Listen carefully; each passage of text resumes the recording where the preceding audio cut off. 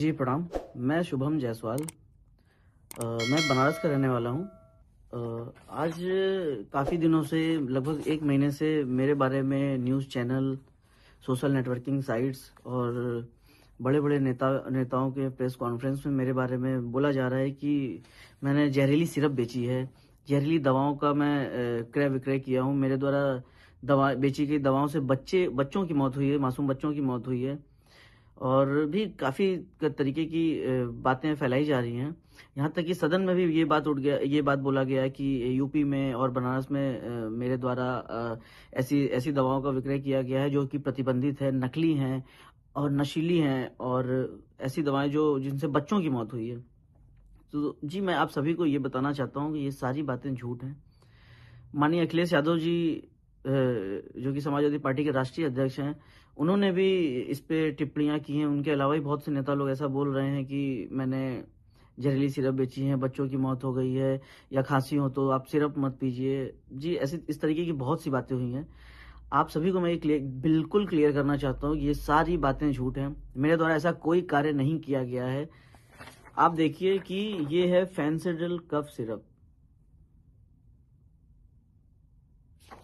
ये Abbott health care का आता है। एबट हेल्थ केयर एक मल्टीनेशनल कंपनी है। जी, आपको मैं बता दूं कि फेंसिडिल कफ सिरप ना ही प्रतिबंधित है, ना ही जहरीली है, ना ही किसी भी तरह की नारकोटिक श्रेणी में आती है। आप मेरे पास डॉक्यूमेंट्स हैं इससे रिलेटेड जो भारत सरकार ने जारी किए हुए हैं। ये एक सामान्य श्रेणी की दवा है जिसको कफ होने पे यूज करते हैं। आपको मैं ये भी दिखाना चाहता हूँ जो बच्चों की मौत हुई थी।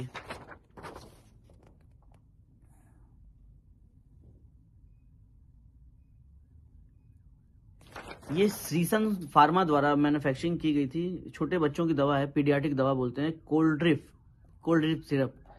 ये इन दवाओं को पी के बच्चों की मौत हुई थी। इसमें उतना डिटेल मुझे नहीं पता है, बट वो दवा और फेंसिडिल और ये कोल्ड ड्रिप दोनों डिफरेंट दवाएं हैं। इन दवाओं से मतलब फेंसिडिल से किसी बच्चों की मौत नहीं होती क्योंकि वो बच्चों के लिए सिरप है ही नहीं है, वो अडल्ट के लिए है और बच्चों की सिरप अलग आती है जो कि ये है जिससे बच्चे पी के मरे थे। तो माननीय अखिलेश यादव जी, माननीय नेता, मैं आप सभी को ये बताना चाहता हूँ कि कृपा करके इस तरीके की राजनीति ना करें और ना ही लोगों को आप भ्रम में डालें कि यूपी में या बनारस में ऐसी सिरप बेची गई जिनसे बच्चों की मौत हो गई थी। जी, आपको मैं बता दूं कि फेंसिडिल कफ सिरप की जो मैन्युफैक्चरिंग होती है, मैं आपको पूरा डिटेल बताना चाहता हूं कि इसको भंडारण, आपको तो पहले बता दूं किसी तरीके का ऐसा गवर्नमेंट का कोई रूल नहीं है कि इसकी कोई लिमिट है, इसको भंडारण करने की लिमिट है या इसको क्रय विक्रय करने की लिमिट है। इसकी बेचने की विधि हमने काम करने से पहले ड्रग डिपार्टमेंट में आरटीआई डाला था, जिससे हमें रिप्लाई आया था। इसको बेचने का तरीका उन्होंने ये बताया था कि लाइसेंस धारियों को माल बेचना है और उनका सारा भुगतान जो है, जो जो उससे रिलेटेड पेमेंट है, वो सिर्फ बैंक से ही करना है। ये हमें उन्होंने डिटेल दिया था। मेरे द्वारा जो भी क्रय विक्रय किए गए सब ड्रग एक्ट को फॉलो करते हुए किए गए। किसी भी तरीके ड्रग एक्ट का वायलेशन हमने नहीं किया है। आपको बता दें कि कंपनी इसको कैसे बनाती है। कंपनी बनाती है तो इसमें जो कोडिन फॉस्फेट होता है, कोडिन फॉस्फेट का कोटा भारत सरकार के अंडर में, मिनिस्ट्री ऑफ फाइनेंस के अंडर में एक डिपार्टमेंट होता है, CBN, central bureau of narcotics, जो इसका कोटा कंपनियों को अलॉट करता है। सारी कंपनियों को वही कोटा अलॉट करते हैं, कोडिन का कोटा अलॉट करते हैं। मानिए एग्जांपल कि 5 किलो कोटा एबट हेल्थ केयर ने खरीदा, उससे उन्होंने 5 लाख बोतल मैन्युफैक्चरिंग की फेंसिडिल की, तो वो उसका ब्यौरा भी भारत सरकार को बेचने से पहले देते हैं कि हमने ये कोटा लिया तो इससे 5 लाख बोतल फेंसिडिल कफ सिरप का मैन्युफैक्चरिंग किया है। तो आप बताइए कि अगर वो 5 लाख बोतल का जब मैन्युफैक्चरिंग करके डिटेल का भारत सरकार को दे रहे हैं तो माल बना के बेचेंगे ही। माल फिर वो बिल करते हैं हमारे जैसे डिस्ट्रीब्यूटर्स को। आपको बता दें कि इंडिया में इकलौते हम अकेले डिस्ट्रीब्यूटर नहीं थे, अकेले हम बेचने वाले नहीं थे। बनारस झारखंड में मेरे पास था साइली ट्रेडर्स के नाम से, दिल्ली में एक फर्म थी, उत्तराखंड में एक फर्म थी, एमपी में एक फर्म थी। इस तरीके से और भी काफ़ी जगह कई फर्में थी जहाँ पे कंपनी फेंसिडिल बिल करती थी। और गाजियाबाद में पकड़े गए माल में हमारे यहाँ का कोई माल नहीं था, साइली ट्रेडर्स का कोई माल नहीं था। सोनभद्र में साइली ट्रेडर्स का कोई माल नहीं पकड़ा गया। रांची में साइली ट्रेडर्स का कोई माल नहीं पकड़ा गया। तीनों जगहों का माल जो था वो दिल्ली का था। उस पर बैच नंबर, एक्चुअली क्या होता है, दवाओं पे बैच नंबर मेंशन होता है, जिससे आप पता कर सकते हैं या कोई भी डिपार्टमेंट पता कर सकता है कि ये माल किस जगह का बिल हुआ है। तो ये माल झारखंड से ना होकर दिल्ली का माल बिल किया हुआ था, दिल्ली की कुछ पार्टियां हैं उनके नाम पे बिल हुआ था।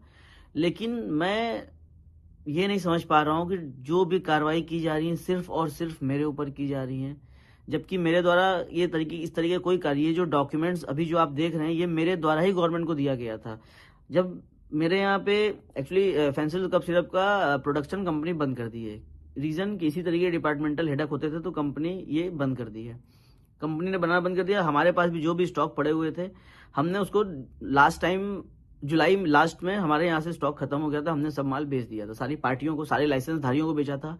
किसी तरीके के अवैध व्यापार करने वालों को हमने माल नहीं बेचा है, जिसको भी दिया है सब दुकानदार थे, उनके लाइसेंस थे, उनके ड्रग लाइसेंस, उनके वैलिड ड्रग लाइसेंस उनके पास थे, उनके routine GST paid GST certificate थे उनके पास, उनके दुकान का जीपीएस फोटो हमारे पास था कि उनकी दुकानें हैं कि नहीं है, हमने जीपीएस फोटो।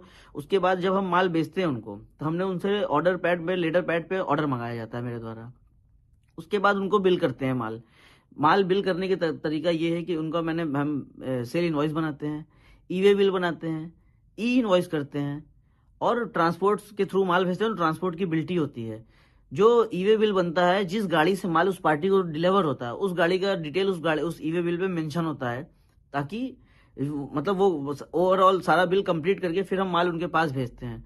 लोग बता रहे हैं कि माल मेरे द्वारा भेजा गया माल उनके पास नहीं पहुंचा है, या वो सिर्फ कागजों पे फर्म है। आपको मैं बता दूं कि जो भी ई वे बिल पे गाड़ियों का डिटेल है उससे टोल का डिटेल निकाल लिया जाए, चेक कर लिया जाए कि गाड़ियां वहां गई हैं कि नहीं, माल उनको डिलीवर हुआ है कि नहीं। हमारे पास माल डिलीवर होने के बाद हम बिल की रिसीविंग लेते हैं, बिल्टी की रिसीविंग लेते हैं। हमारे पास ऑल डॉक्यूमेंट्स हमने ड्रग डिपार्टमेंट्स के लिए मेंटेन करके रखा था, जो हमने अपने झारखंड ड्रग डिपार्टमेंट को दिया। झारखंड ड्रग डिपार्टमेंट द्वारा जहां जहां हमने माल भेजा वहां के ड्रग अथॉरिटी को ये शेयर किया गया। उसके बाद जहां जहां हमने माल बेचा था वहां वहां हमारे खिलाफ मुकदमा ड्रग डिपार्टमेंट द्वारा लिखवाया गया और एनडीपीएस मुकदमे लिखवाए गए, 420 में मुकदमे लिखवाए गए। बनारस, जौनपुर, चंदौली, गाजीपुर, सोनभद्र, हर जगह हमारे खिलाफ मुकदमे लिखवा दिए गए हैं। आपको मैं बता दूं कि मेरा किसी तरीके का या मेरी फैमिली का किसी तरीके का कोई भी आपराधिक हिस्ट्री नहीं रहा है, क्योंकि हम एक व्यवसायी परिवार से बिलोंग किए हैं और हम सिर्फ व्यवसाय किए हैं। एक दवा व्यवसायी होने के नाते हमने फेंसिल जिस तरीके से बेचा उस तरीके से बाकी प्रोडक्ट्स भी हमने बेचे हैं। उसका डेटा कोई नहीं दे रहा। 100 करोड़ की बात की जा रही है, 100 करोड़ का माल खपा दिया गया, माल बेच दिया गया। जी हाँ, बिल्कुल हमने माल बेचा है, क्योंकि कंपनी बना रही है तो हम लेंगे। अगर हमको दोषी बनाया जा रहा है तो कंपनी दोषी क्यों नहीं है? जिस तरीके से कंपनी ने हमको माल दिया उस तरीके से हमने आगे पार्टियों को बेचा है, और किसी को भी हमने माल बेच दिया, हम उनसे पेमेंट लेने के हकदार है ना, कि वो माल का क्या कर रहे हैं उसका डिटेल हम नहीं दे सकते हैं या हम नहीं ले सकते हैं उनसे। गाजियाबाद, सोनभद्र में भी मुकदमा हमारे खिलाफ लिखा दिया गया। गाजियाबाद में आपको बता दें कि गाजियाबाद में जो भी अभियुक्त पकड़ा गया माल के साथ, सौरभ त्यागी से मेरा कोई संबंध नहीं था, लेकिन ड्रग डिपार्टमेंट के कुछ अधिकारी जबरदस्ती मेरा नाम लिखवा दिए थे, क्योंकि वो मुझसे पैसे की डिमांड करते थे और मैंने पैसे देने से हमेशा मना किया, क्योंकि पैसे वो देते हैं जो गलत काम करते हैं। मेरे द्वारा किसी तरीके कोई गलत काम नहीं किया गया था। ड्रग डिपार्टमेंट्स के बड़े अधिकारी जो हैं उन्होंने जबरदस्ती मेरा नाम वहां फोन करके लिखवाया। बनारस में ड्रग डिपार्टमेंट के अधिकारी मेरा नाम जबरदस्ती फोन करके लिखवाया लखनऊ से।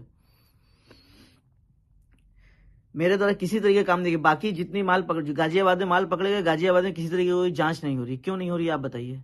गाजियाबाद में माल पकड़ा गया है तरीके से, वहां कोई एसआईटी नहीं बनी। वहां एसआईटी बनी है तो जांच वो हमारी कर रही है, वहां किसी तरीके की जांच नहीं कर रही है। दिल्ली की फर्मों की जांच नहीं चल रही है, मध्य प्रदेश की फर्मों की जांच नहीं चल रही है, उत्तराखंड की फर्मों की जांच नहीं चल रही है, जांच सिर्फ हमारी चल रही है। ऐसा हमें समझ में नहीं आ रहा है कि ऐसा मेरे साथ क्यों किया जा रहा है।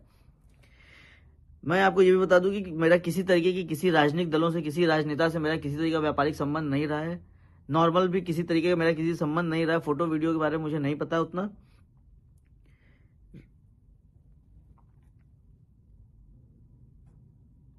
और एक और छोटी सी बात बताना चाहता हूँ। ये राजा ज्योति आनंद सिंह एक हमारे मित्र रहे हैं, हमारे साथी रहे हैं।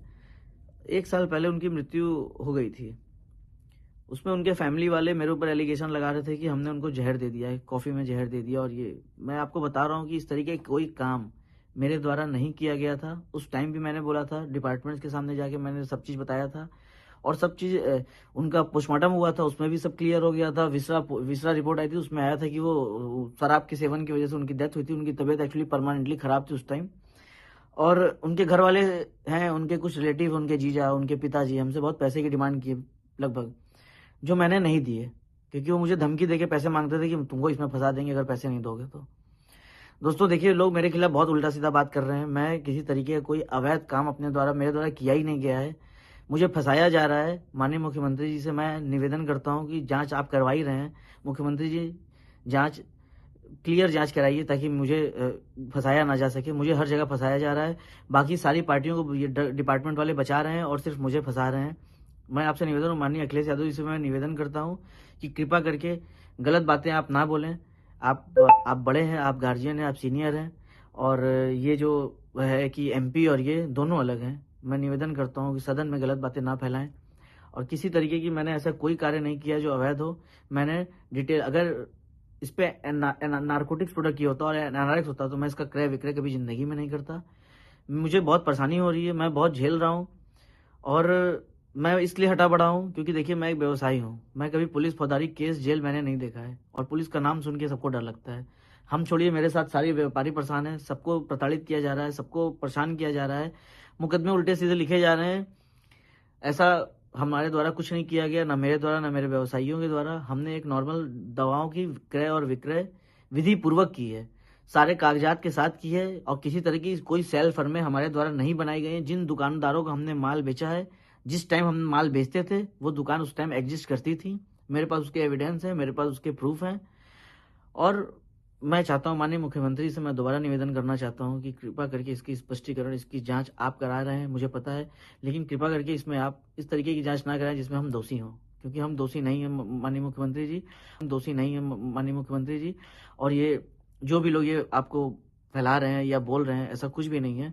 आप इसकी जांच करा लीजिए, और हमें हमारी मदद करिए। आप, आपसे उम्मीद है, आप न्याय करते हैं हर जगह, और हम चाहते हैं कि आप हमारी मदद करिए।